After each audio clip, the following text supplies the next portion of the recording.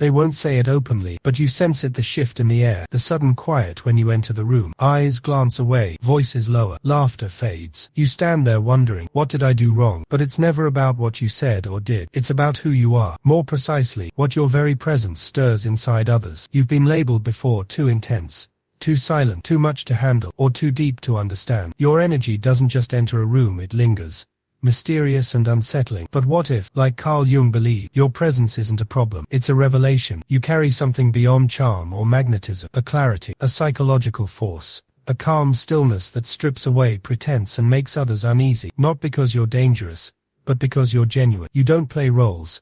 You don't seek validation. You don't hide from your own darkness. And that alone makes people recoil. Your presence reflects everything they fear to face: their insecurities, their shame, their masks. So they pull away, gossip, shrink, not out of hatred but out of fear. Carl Jung devoted his life to understanding this kind of energy, the quiet gravity of those who have met themselves, who have integrated their shadow. He called it the mirror effect. When someone stands whole, they reflect back what others try to avoid. This video will uncover 13 signs your presence might silently unsettle others, not because you're broken, but because you're awake. In a world built on illusions, clarity is terrifying. Most imagine an aura as a mystical glow, a halo seen only by psychics or spiritual guides.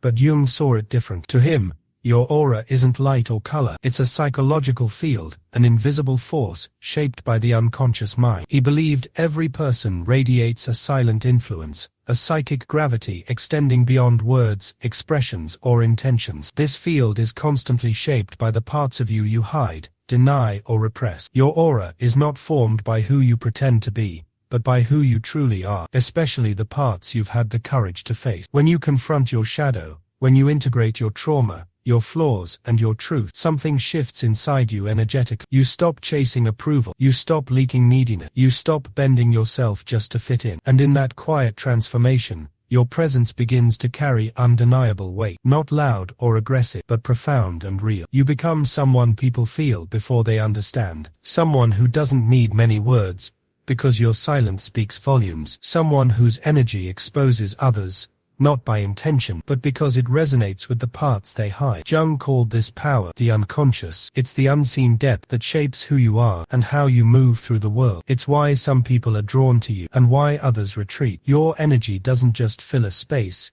it rearranges. This isn't about being broken or difficult. It's about being whole and awake in a world that fears truth. When you stand firmly in your reality, you don't just exist, you transform everything around you. People might avoid your gaze, whisper behind your back, or keep their distance. But that reaction only proves one thing: you are the mirror they can't look away from, even if it frightens them. Your presence is a silent force, a revelation that breaks illusions and calls for honesty. It's a testament to the power of facing yourself fully, scars and all. In embracing who you are, you become a beacon for others, whether they're ready to follow or not. And that is the true strength of being awake. The transmission of the self, how your presence speaks louder than any personality trait, is a force most people can't quite put their finger on. It's why strangers hold their gaze a moment too long, why they fumble for words, why a nervous energy surrounds you even when you've said nothing at all. It's not about bad vibes. It's about your aura being whole, integrate. That kind of energy is rare, unfamiliar to most. You didn't learn to intimidate, you learned to be honest. Jung warned that honesty is a rare frequency because it only emerges from those who've done the inner work. Sign 1. People compete with you silent. You're not trying to outshine anyone. You're not showing off. You're not even playing their game. Yet somehow people start racing around you, dropping names, boasting loudly, flexing achievements, trying harder just to get noticed. And you what? You never asked for a competition, but your mere presence sparked one.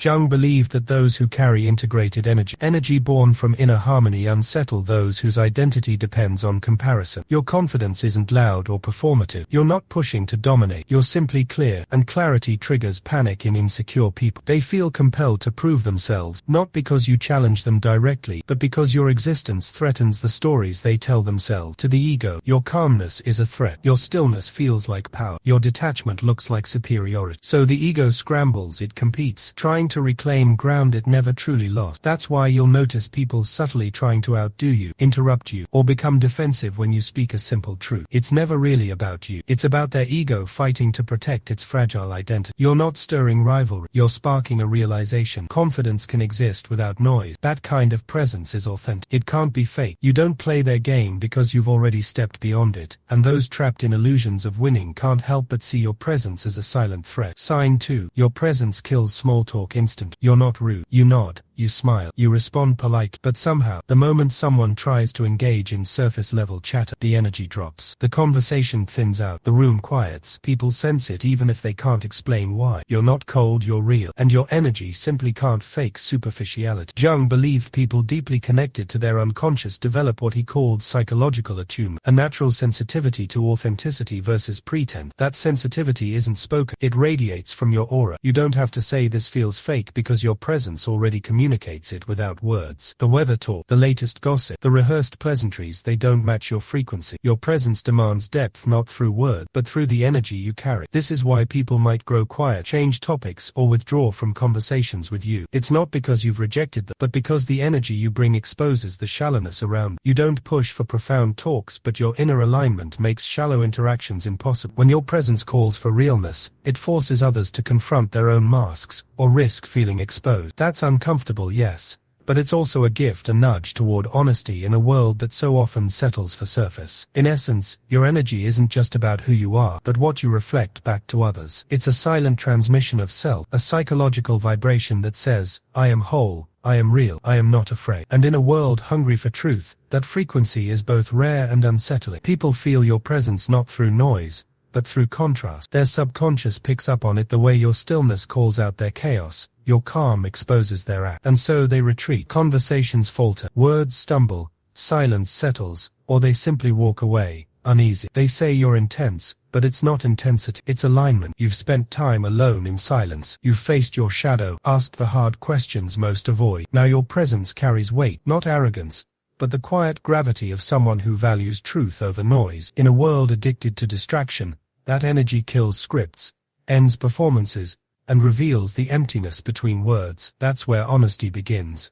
Sign 3. You unmask hidden agendas without saying a word. You don't accuse. You don't expose secrets. You just are. Yet manipulators grow silent. Charmers falter, and the overly nice suddenly seem unsure. Your energy cuts through the facade. Carl Jung believed that integrating your shadow gifts you with an inner vision, an X-ray that sees beyond masks and motives. You're not judging or analyzing. You're simply present. And your presence broadcasts a clear message. You can't lie here. The game slips away. The script loses meaning. Those who rely on control and manipulation sense the shift immediately. They pull back, become defensive, or even hostile, not because you caught them, but because your presence reminds them they've been performing so long, they've forgotten who they are. Without the act, you never called them out, you didn't confront, you just existed. And in a room full of masks, being real is confrontation enough. Your aura doesn't expose through words, it exposes through contrast. When someone's entire identity is a performance, even your silence feels like a spotlight. Sign 4. People feel judged even when you say nothing. You haven't criticized, corrected, or react, but still, they feel it. That sting, that tension, the rush of defensiveness. Why? Because your silence speaks louder than their mask. Your presence doesn't need words to reveal truth. It already says everything. Jung taught that those who've integrated their unconscious radiate something deeply unsettling to those still out of alignment. It's not aggression. It's not judgment. It's pure alignment. To someone out of sync with themselves, your stillness becomes a mirror. Your eye contact feels raw. Your calmness almost accusatory. Not because you condemn, but because they suddenly see all they've buried. Your presence strips away layers, leaving no place to hide. That's why people flinch. It's not about you. It's about the parts they refuse to face. When your energy reflects what they avoid, they shrink, retreat, or lash out. Your presence becomes the unspoken challenge to face their own truth. You don't need to say a thing. Your energy does the work. In a world full of masks and noise, your alignment is radical. It disrupts comfort zones and unsettles illusions. It forces honesty, sometimes welcome, often resist. Yet this is your power. Your strength lies in being fully seen and fully real. Not perfect, but integrate. Not loud, but undeniable. Your presence is a beacon to those brave enough to meet it, and a shadow to those who fear it. In essence, your energy isn't just about who you are, it's about what you reveal in others. It's the silent force that breaks through pretense, unveils hidden motives, and exposes buried truths. And that, in a world addicted to illusion, is the greatest gift and the deepest disruption. People feel judged by you, not because you're looking down on them, but because you refuse to perform alongside them. When someone's sense of self relies on external validation, your neutrality becomes rejection. Your silence feels like disapproval. Your calmness feels like a threat. They'll say you're cold,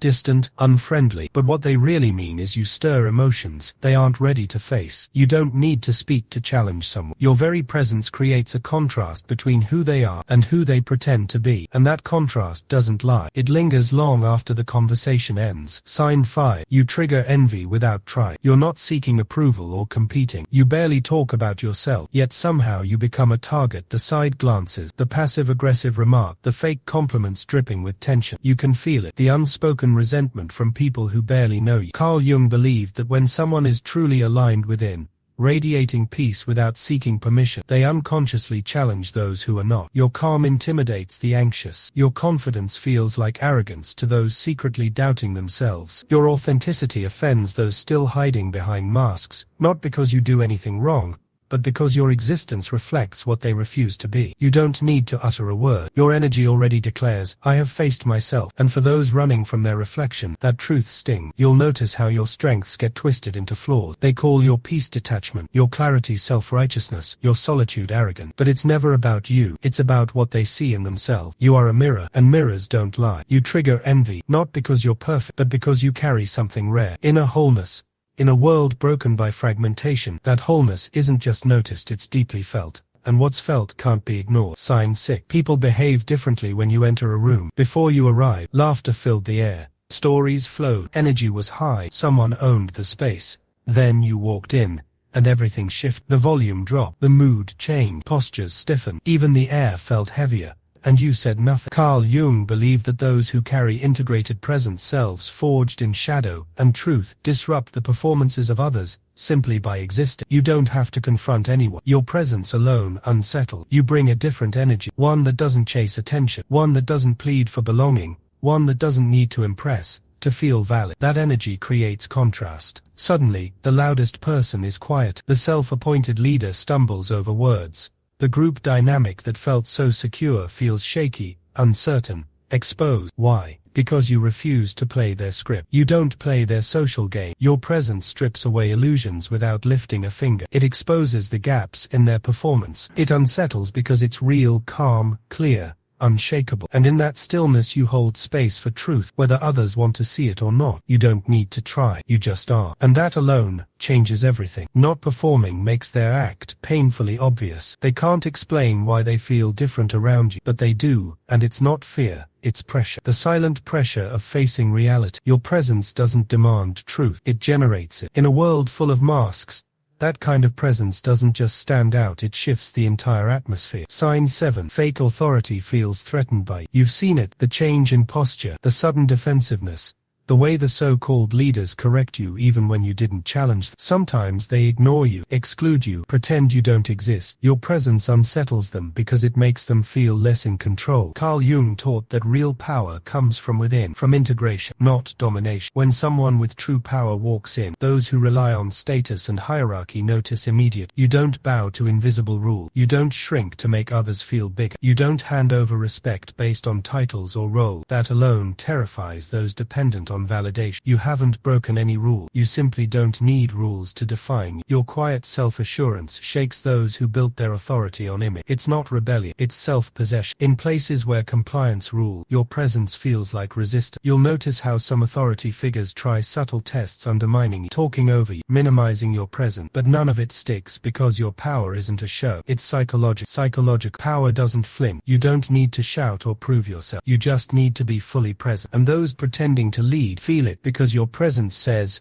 I don't fear your image, I see through it. Sign 8. You're seen as dangerous when you set boundaries. You were kind, present, generous with your time and energy, until one day, you said no. You pulled back. You protected your space. Suddenly, everything changed. Now you're cold, distant, arrogant. The story flips not because you hurt anyone, but because you stopped being used. Carl Jung believed that those who've integrated their shadow no longer need to be liked by everyone because they've made peace with not belonging. Setting boundaries shifts the power balance. You remind others, gently but firmly, that your energy is yours to give, not theirs to take. For those drawn only to your softness, your silence now feels like betrayal, your no feels threatened. Not because it's cruel, but because it's sovereign. You don't over-explain or over-apologize. You simply stop allowing what no longer serves you. That discomfort isn't about you. It's about those who depended on your availability to avoid facing their own limits. Your boundaries force them to confront what they've been dodging. You become a living example of self-respect, a quiet revolution in a world that prizes endless giving and people-pleasing. And that's why your strength is unsettling to many. You don't ask for respect, you embody it. You don't beg for acceptance, you stand firm in your truth, and in doing so you change the rules not by breaking them, but by no longer playing the game. This is the power of presence rooted in integrity. It's not loud or aggressive, it's steady, unwavering, and undeniable. It's the energy of someone who has claimed themselves, shadow and all, and that energy doesn't just influence a room, it transforms it. They'll say, you've changed, that you're closed off, distant, or think you're better than them. But the truth is, you stopped playing the role they wanted you to play. You reclaimed your energy, and people don't like losing access to what they never truly value. You're not dangerous, you're just no longer easy to manipulate. In a world where control often hides behind connection, boundaries feel like rebellion, but really, they're the first steps towards self-respect. Sign 9. Others project their darkness onto you. You were kind, you listened, you showed up, you gave space. Yet somehow, you became the villain. They labeled you manipulative, cold, passive-aggressive, or even dangerous, and you're left wondering how, when all you did was exist, honestly. Carl Jung called this phenomenon projection. When someone can't face their own shadow, they unconsciously assign it to others. You didn't judge or attack them, you simply reflected something they weren't ready to see. Instead of owning their insecurity, they saw arrogance in your confidence. Instead of facing their guilt, they found judgment in your silence. Instead of recognizing their neediness, they accused your calm of manipulation. Your presence became a canvas for their unspoken emotions, their flaws and their darkness, the parts they couldn't hold. They painted you with the colors of their own shadow. You were never cruel or false, just clear. And that clarity can feel violent to someone lying to themselves. You didn't hurt them. Your presence simply made them feel uncomfortably seen. People would rather label you toxic than admit your energy awakens something painful within them. You don't carry their darkness, but they'll try to make you believe it's yours. It's easier to blame the mirror than face the reflection. Sign 10. People confess to you, and then disappear. They open up, share trauma, regrets, hidden thoughts. For a moment, it feels real, raw, human. You didn't ask for their secrets or pride. You simply held space with presence and silence, something deeper than most know how to offer. Then, just like that, they vanish. They stop calling, text, become distant, as if that moment never happened. Carl Jung believed some people carry the archetype of the healer, not because of what they do, but who they've become. You carry that energy, a field of emotional gravity that makes others feel safe enough to be real, vulnerable, to touch parts of themselves they usually avoid. But that safety comes at a cost. Once someone sees their pain in the mirror you hold up, they face a choice: grow or retreat. Most retreat, not because of anything you did wrong, but because they weren't ready. You witness their retreat, not as rejection but as self-protection. They step away from the truth, from discomfort. They choose to hide again rather than face their shadow. Your presence is both a sanctuary and a challenge. It calls for honesty, but not everyone can answer. You become a silent reminder that healing isn't always easy or immediate. Sometimes it's lonely, yet your energy never wavers. You keep holding space for those who can stay, and for those who will return when they're ready. Because true presence doesn't demand. It waits patient, steady and unshaken. This is the quiet power you carry, to awaken without forcing, to hold without judgment, to be a mirror even when it's uncomfortable. And in a world afraid of truth, that makes you rare, powerful, and deeply needed. Your presence didn't break, it revealed them, and revelation without readiness feels like exposure. You became the doorway to a version of themselves they weren't prepared to face, so they walked away, not from you, but from themselves. You didn't lose the connection, you just made it too real. Sign 11. You're the mirror they avoid. You don't confront, criticize, or try to fix anyone. You simply show up, grounded, still, present. Yet somehow people shift around you. They fidget, talk too much, or say too little. Deep down they avoid your eyes, because truly looking at you feels like looking into themselves. Carl Jung believed that the more you integrate your shadow, the more you become a mirror to those who haven't too. Not by intention, but by contrast. Your presence doesn't reflect their image, it reflects their truth. The anger they suppress, the fear they deny, the dreams they abandon, the masks they wear. You don't say it, but they feel it, and what they feel, they fear. When someone isn't ready to face themselves, even kindness feels intrusive, even silence feels invasive, even your calm feels confrontational. You are the mirror they never asked for, but can't forget. They avoid you not because you're dangerous, but because you're revealing. You don't show them who you are, you show them who they're not. That kind of reflection is rare, uncomfortable, and unforgettable. You're not misunderstood because you're unclear. You're misunderstood because you're too clear. And for people hiding from themselves, clarity feels like exposure, and exposure feels like pain. Sign 12. You radiate unapologetic energy. You're not loud or aggressive. You're not trying to dominate the space. Still, to some, you feel like too much. Why? Because you don't shrink. You don't soften your truth to make others comfortable. You don't dilute your energy to fit in. You carry yourself with quiet conviction, the kind that needs no proof because it's rooted in something deeper. Self-respect. Carl Jung believed that when someone begins to embody their whole self, light and shadow, contradictions, and all, they stop negotiating their existence. You've stopped apologizing for who you are. You've stopped editing your voice to avoid tension. You've stopped making yourself small so others can feel big. And that makes you dangerous to those who've never known themselves without external approval. People call you intense, opinionated, sensitive, too deep. What they really mean is you're not easy to control. Your energy doesn't ask for permission. It simply is fully, authentically, unapologetic. In a world built on pleasing, performing and pretending, that kind of presence feels like a disruption. You didn't come to play a role, you came to live in truth, and your aura reflects that. So yes, you may be too much for those who've never met someone who won't bend just to be liked, but for those ready to see, your presence is a beacon, a living proof that authenticity is not only possible, it's powerful. The ones who are awake don't feel overwhelmed by your presence. They feel invited to rise, to remember, to reclaim their own power. Sign 13. You walk alone, but you're not lost. There's a distance around you, a quiet space few dare to enter, and never for long. You've felt it for years at school, at work, among friends and family. Not the loneliness of being unwanted, but the solitude of being unmatched. Carl Jung believed that those on the path of individuation, the journey toward becoming their true whole self, often walk alone. Not because they're broken, but because they've outgrown the noise, the masks, the shallow connections that once felt like belonging. You see through too much. You feel too deep. You ask the questions others avoid. You carry an energy that can't be contained by surface-level living. So you walk alone,